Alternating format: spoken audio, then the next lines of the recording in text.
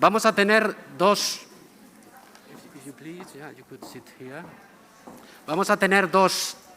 charlas distintas, pero el Lehendakari, que tenía previsto asistir durante toda la sesión, por razones de última hora y de agenda, va a asistir a la primera charla y después vamos a hacer un mini receso, le vamos a despedir y daremos paso a la siguiente charla de nuestras colegas de India y acabaremos con un debate. Es para mí una enorme satisfacción y un honor contar con una personalidad como la profesora Fionnuala Ní Aoláin. Esan beharra daukat lehenengo aldiz kontaktatu genuenetik, duela 3 urte edo gehiago, beti jarrera hurbila erakutsi digula.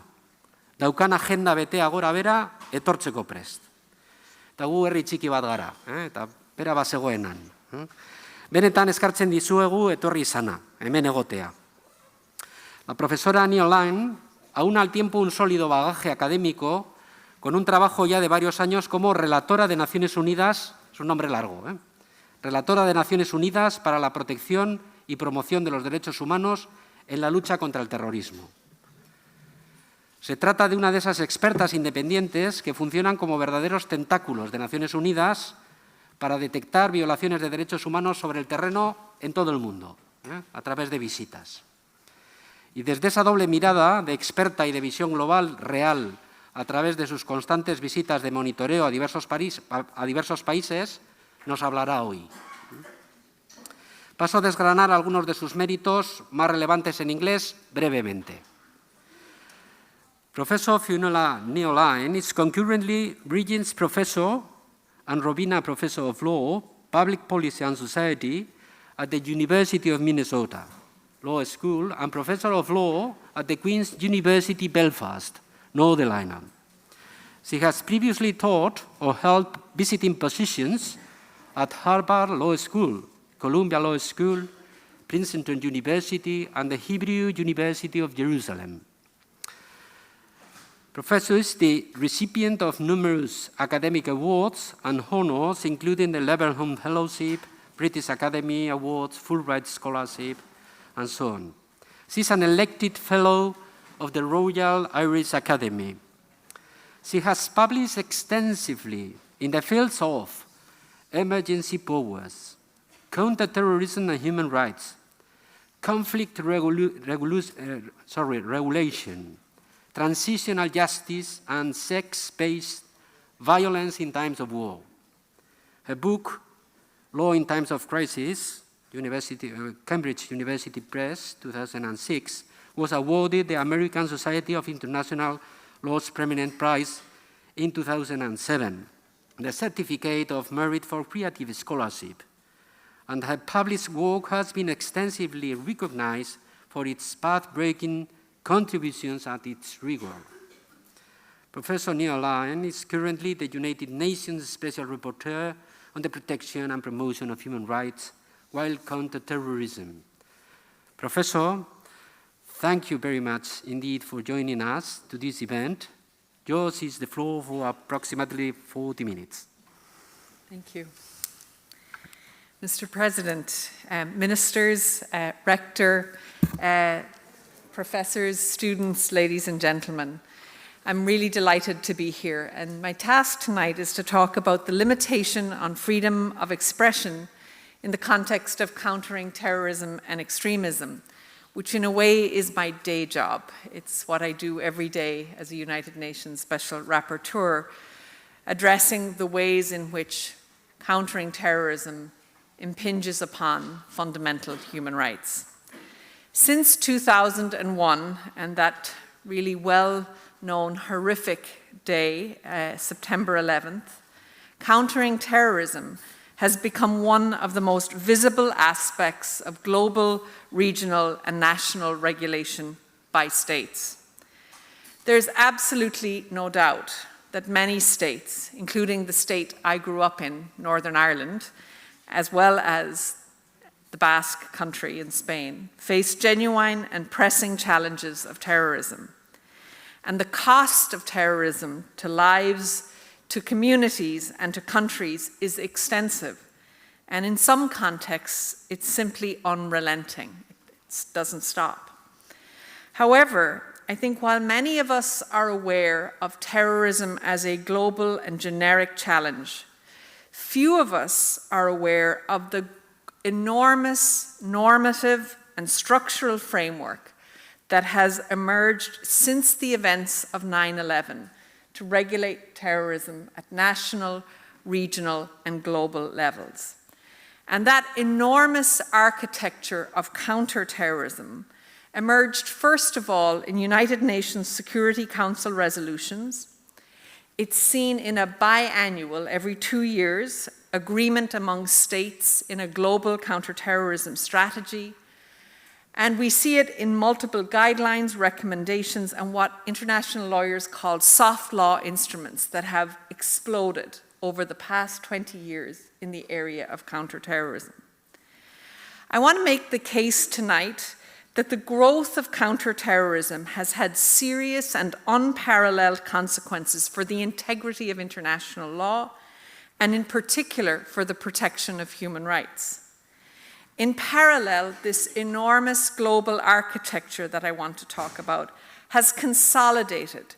It has moved out from the United Nations Security Council to the establishment of a counterterrorism committee at the United Nations, to a whole range of new bodies that many of us have never heard of. Things like the Global Counterterrorism Forum and the Financial Action Task Force, FATF, the latter being the most important international law body most people have never heard of. What I want to say is, in this global context of new norms, new rules, and a new architecture of counterterrorism, the impact on human rights and fundamental freedom has been profound and is deeply challenging. So let's start by stating the obvious. There is no globally agreed definition of terrorism. We don't have one. And nonetheless, states have regulated extensively on a phenomena which is undefined in international law, in a way that limits the exercise of a multiplicity of human rights, and also has had enormous impact on the integrity and the capacity of civil society to function in multiple societies. I want to say that freedom of expression has been in the eye of the storm of counterterrorism, as we see a whole range of new crimes, new kinds of definitions of crime emerging in multiple societies, which include apology for terrorism, extremism content, propaganda for terrorism. There are all kinds of words that we see emerging in different countries, but they all do much of the same thing, which is to fundamentally limit freedom of expression in ways that I'm going to argue are not necessary in the context of democratic and rights-bearing societies. It's clear, freedom of expression is not an absolute right. It is a right that can be subject to limits. Those limits include legality, proportionality, necessity, and non-discrimination.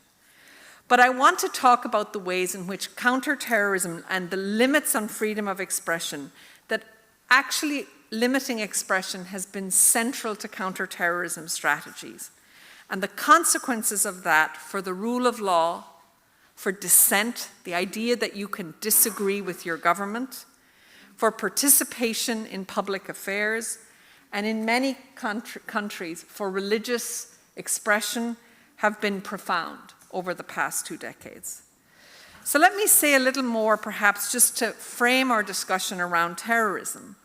Terrorism is paradoxically both an epiphenomenal and constant phenomenon. In its micro-practice, it's very hard to predict, to address, and to regulate terrorism because it's inconsistent, it's often capricious, deliberately so, and its actors and its manifestations defy easy capture. But terrorism is nothing new. Many of us in this room know that. Terrorism has long been experienced at national and international settings, including, obviously, in Spain and in the Basque Country. The earliest example that many of us are familiar with is the murder of the Austrian Crown Prince, Franz Ferdinand, on a bridge in Sarajevo by a Serbian nationalist, a terrorist act that triggered the event of the First World War. We've also seen, for example, over many decades, cooperation and exchange between terrorist organizations, particularly through the 1970s, 80s, and 90s. And we've seen terrorism move across national borders. So none of that is actually new, although sometimes we are led to believe that it is. This challenge has been with us for a very long time. And increasingly, I think as the President noted, we see terrorism being associated with various forms of armed conflict, so that the interweaving between conflict and terrorism is also one of the things that makes terrorism as a phenomena particularly difficult to regulate. So as I've said, scholars, lawyers, judges have consistently struggled to define precisely what constitutes the conditions that produce the violence that targets civilians and civilian objects indiscriminately. And I will keep speaking to this problem of a lack of definition for terrorism, because if we are going to understand why it is that counterterrorism targets human rights so profoundly, and why freedom of expression is so much in the eye of the storm, it's precisely because, at the heart, because we have no agreed definition of terrorism in international law. It's also important to note that we also don't have agreement for the term extremism. We use that word a lot these days. But as an old-fashioned international lawyer, I can tell you one of the challenges here again is that we don't have a globally agreed definition of what that is. And so precisely because states haven't been able to agree a treaty definition of terrorism, there's this enormous, I want to say, challenge we face, is that we've seen 20 years of sustained regulation of this phenomena called terrorism without a definition of what the thing that we are regulating actually is. And that regulation started very quickly. So I'm going to give a little bit of history on what happened right after 9/11. In a way, literally as the dust was settling on the Twin Towers and the Pentagon, the Security Council met on September 12th, 2001, and they adopted a resolution called UN Security Council Resolution 1368. So UN Security Council resolutions are all numbers, so the lawyers have to remember the numbers and not the names. And in that resolution, these states agreed, the 15 states on the Security Council, led by the United States, said the international community had to redouble its efforts to prevent and suppress terrorist acts. Literally just 3 weeks later, which was September 28th, 2001, they adopted another resolution called UN Security Council Resolution 1373. And for the international lawyers in the room, this was adopted under Chapter 7 of the UN Charter. And for the non-international lawyers, what that means is that when a resolution is adopted under this provision, states are required to implement it. It is a legal obligation to do, of the utmost character in international law, to implement this obligation. And that resolution was wide-ranging. It's one of the widest resolutions we have ever seen on the Security Council. It required states to criminalize terrorist acts, to freeze funds and financial assets of terrorists and their supporters, to ban others from making funds available, to deny safe haven to terrorists. All of those things are really important things to have been done after 9/11. But all of that was done without a definition of terrorism. And so the other thing to know about that resolution is that it set the framework that you could do global counterterrorism without human rights, that you didn't need human rights to do counterterrorism. And so what we got was really a dictate to states to regulate without agreement on the phenomena to be regulated. And that problematic agreement, I want to suggest to you, allowed every state to define terrorism on their own terms, meaning there were no definitional limits on what a state could do in defining terrorism. And my view as Special Rapporteur has been that that fundamental problem has been at the heart of the extraordinary challenge for the rule of law and human rights that have followed in the regulation of terrorism since 9/11. I've often described that resolution as the perfect gentleman's agreement because it was, in fact, all men who made the agreement, which was that states would never, ever call one another out on their definition of terrorism or their regulation of terrorism. So each state got an enormous degree of permissibility in defining and regulating this phenomena, supported and required by the Security Council. And the result of that, in my view, has been a boon to autocrats. It has enabled backsliding democracies. It has facilitated states dominated by unaccountable security sector actors and states who have weak rule of law and weak judicial systems being able to use terrorism as the cover for cracking down on other kinds of rights. And it's led to a wholesale problem of protecting fundamental rights, including the freedom of expression. In recent years, we've seen a kind of a second phase of this challenge with the regulation of extremism. And don't get me wrong, all of us in this room would agree we have clear challenges of particularly violent extremism in many contexts, including on the continent we are all sitting on. But as lawyers, we have to be really worried when we don't have definitions for the things that we regulate and the kind of discretion and permissibility that creates and the dangers that that creates for the rule of law.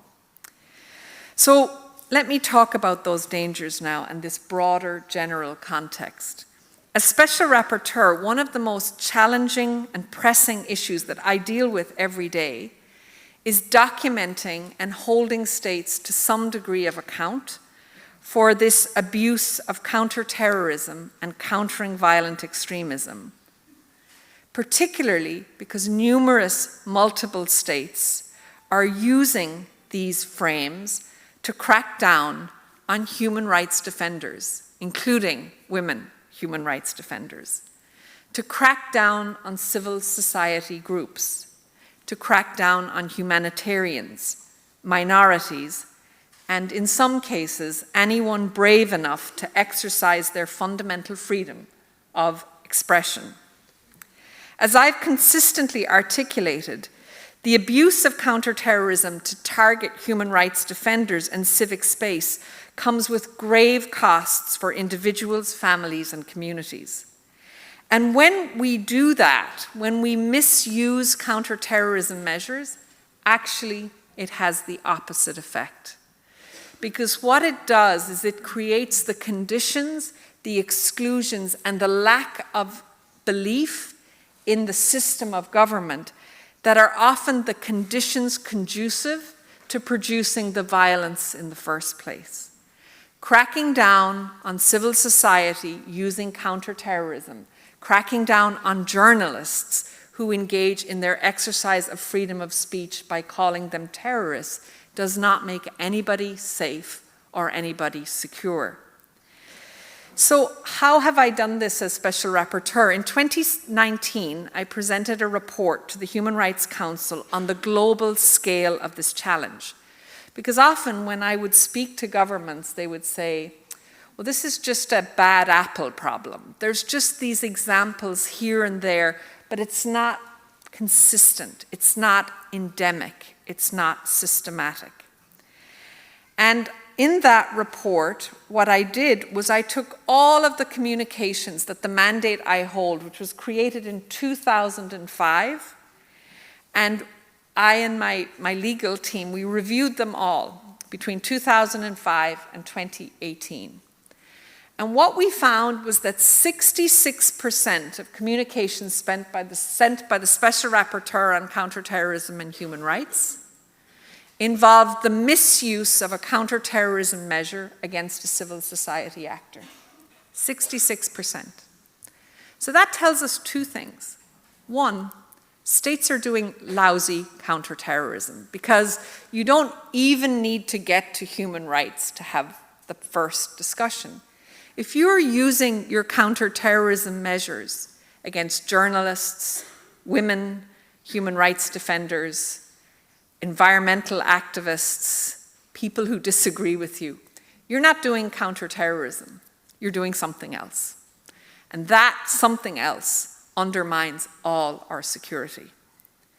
And the second really obvious point is that 66% number tells us that there are serious and sustained human rights violations occurring under the frame of doing counterterrorism. And those kinds of violations include violations of the right to life, violations of the freedom to be free from torture, arbitrary detention, surveillance, and the targeting of civil society actors at every level. I see two significant global trends since 2001, and these trends are being accelerated by the COVID-19 pandemic. The first is the proliferation of counterterrorism, security, and extremism laws. So we're getting much more policy and practice in this area. And in parallel, we are seeing a commensurate crackdown on civil society. And these two things, in my view, are intimately connected. Let me say, and John will keep me right on time, a little bit about the global architecture that has emerged. I've talked a little bit about the norms, these resolutions. 15, okay, great. So many of us, even those who study international law, are often unaware of the scale of the global counterterrorism architecture because it looks mostly irrelevant to the kinds of things we do every day. But going back to that mother resolution, 1373, all of you know that there's a Security Council. It sits at the apex of the UN system. But what much fewer people know is that after 9/11, in this Security Council resolution, the Security Council established a sub-body of itself called the Counterterrorism Committee. And that committee is like a duplicate of the Security Council. And so many people say, and it's a good time to say it when we look at the situation in Ukraine, we say, the Security Council doesn't work. We can never get agreement on the Security Council. And often, that's actually true. But if you step down just one step and you look at what the Counterterrorism Committee has been doing for the past 20 years, you will see extraordinary unanimity in the work of that body. Because the consensus that states are all agreed to regulate terrorism without a definition has held for that period. The second thing that has happened on that committee is that states have to report to that committee on a regular basis about what they are doing to counter terrorism. And two things we should know about that. One is the process is entirely secret, meaning those reports are never public. So unlike a UN human rights body, if I issue a report on a country, my report is public, and a country can say, you got it right, you got it wrong. If we have countries going before judicial bodies like the ECHR, those processes are public. If a country goes before the UPR, the Universal Periodic Review process, it's public. Counterterrorism reporting is entirely not public. So we have no idea, in fact, what states say they do and whether or not what they do is compatible with human rights. The second thing, so that's one piece of the architecture. The second piece of the architecture is the specialized bodies that were created in the UN system after 9/11. One of these is a body called UNCTED, the UN body that supports the Security Council. We have large numbers of sanctions committees. And on the General Assembly side of the House, we have a body called the Office of Counterterrorism. And all of that architecture produces and enforces and enables more counterterrorism. And we've had a lot more normative counterterrorism, as well as technical assistance and capacity building to many states to do counterterrorism in the last 20 years. And the impact of that has been to enable counterterrorism at the expense of human rights, because all of these spaces, all of these architectures are human rights-free zones. Experts like the human rights experts do not have access to these spaces. Civil society is never invited to the conversation. And perhaps for those of us who care about effectiveness, because as an international lawyer, I deeply care that international law works. We have no monitoring and evaluation, because if we had monitoring and evaluation, we would actually know if it works or it doesn't. But we've never had monitoring and evaluation of counterterrorism. And so I want to say that this architecture, both inside the UN and outside the UN, has been a boon for states who are non-democratic. They've been a boon to states who want to grow their national security apparatus. And many of these states have little or no interest in the protection of human rights, but counterterrorism gives them perfect cover for doing that work. The other thing I want to stress here, which is particularly important to the freedom of expression, is the role of the private sector and the ways in which the private sector plays an enormously important role in counterterrorism. From the companies who produce surveillance like Pegasus, to the companies like Facebook who regulate and put content, all of these companies are engaged in work which is largely, again, human rights free.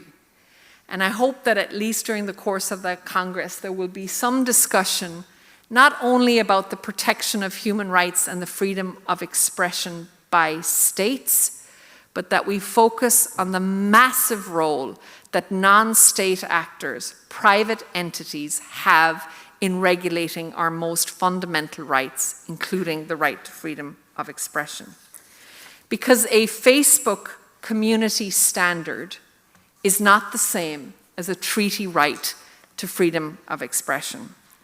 So let me close with some takeaways. Freedom of expression is at the forefront of counterterrorism regulation. We see it not just in the challenges of new language, but we've seen that states have used the language of counterterrorism to limit and constrain the capacity of those who wish to criticize them as terrorists. The most obvious example I'd like to give tonight is the example of China. And I want to talk about what we've seen in Hong Kong and Xinjiang over the past couple of years.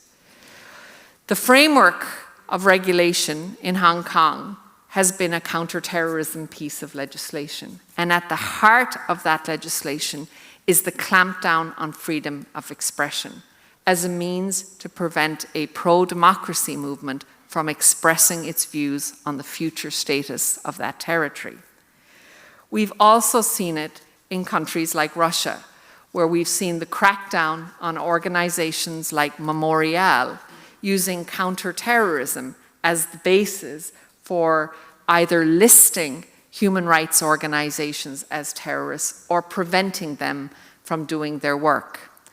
We've seen it recently in Israel-Palestine, where the leading 6 organizations in Palestine, from women's human rights organizations to child rights organizations, have all been designated as terrorist entities. The complete obliteration of Palestinian civil society through the lens of counterterrorism. So what do we do? Well, there's a lot to do, and a lot of it is extremely difficult to do. But the first thing we need is a globally agreed definition of terrorism, because none of this stops unless we can agree on the phenomena at hand.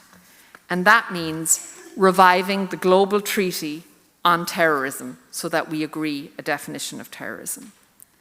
We need to right-size the UN counterterrorism architecture, because much of what it's doing is actually counterproductive to the protection of human rights, but also to ensuring security, which is also a human right for individuals.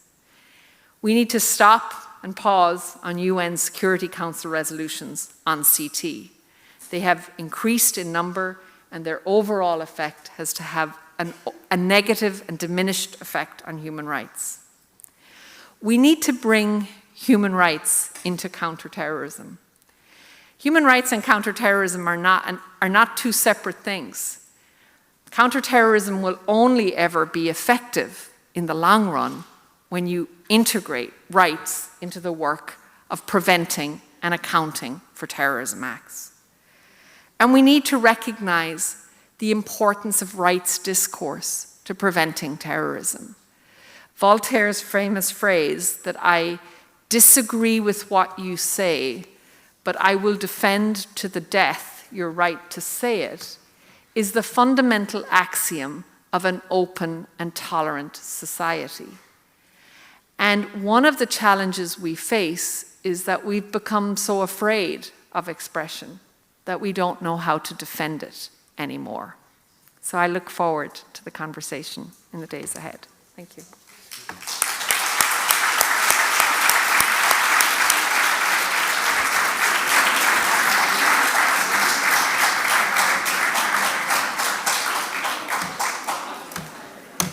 So thank you very much for your inspiring speech.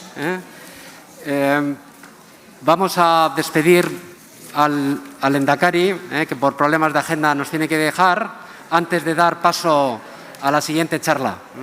Eskerrik asko, etorri izana gaitik.